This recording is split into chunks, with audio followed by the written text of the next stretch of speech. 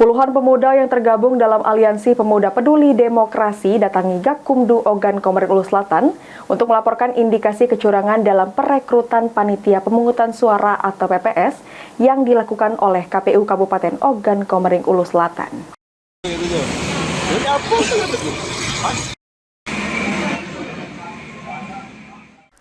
Sambil membawa sejumlah bukti-bukti adanya anggota PPS yang tercatat dalam DCT maupun Sipol, puluhan pemuda mendatangi Gakumdu Ogan Komering Ulu Selatan guna melaporkan indikasi kecurangan yang dilakukan oleh KPUD Ogan Komering Ulu Selatan dalam perekrutan PPS beberapa waktu lalu. Satu hari sebelum pelaporan beredar surat pernyataan salah satu komisioner KPU Ogan Komering Ulu Selatan yang menyatakan bahwa pada saat pleno penetapan hasil rekrutmen PPS dirinya tidak dilibatkan.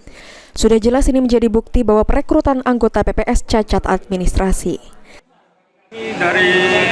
Dari Aliansi Pemuda Peduli Demokrasi, di sini kami melaporkan ataupun menyampaikan bukti-bukti adanya pelanggaran dalam perekrutan PPS serta pengumuman PPS dengan beredarnya salah satu surat pernyataan dari komisioner KPU membuat kami makin tergerak untuk membuktikan bahwa adanya indikasi cacat administrasi dalam perekrutan PPS ini.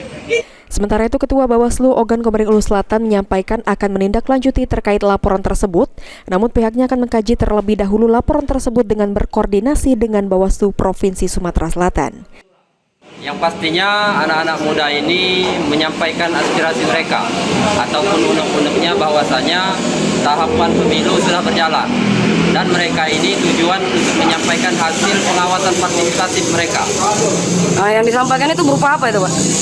Dengan adanya polemik ataupun dinamika suhu politik Papua Selatan meningkat. Bukti-bukti yang dilampirkan itu salah satunya apa itu? Bukti-bukti yang dilampirkan pada saat ini kami terima, namun pada saat ini belum kami pahami.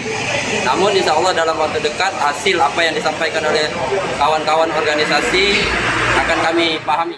Sri Fitriana, PAL TV.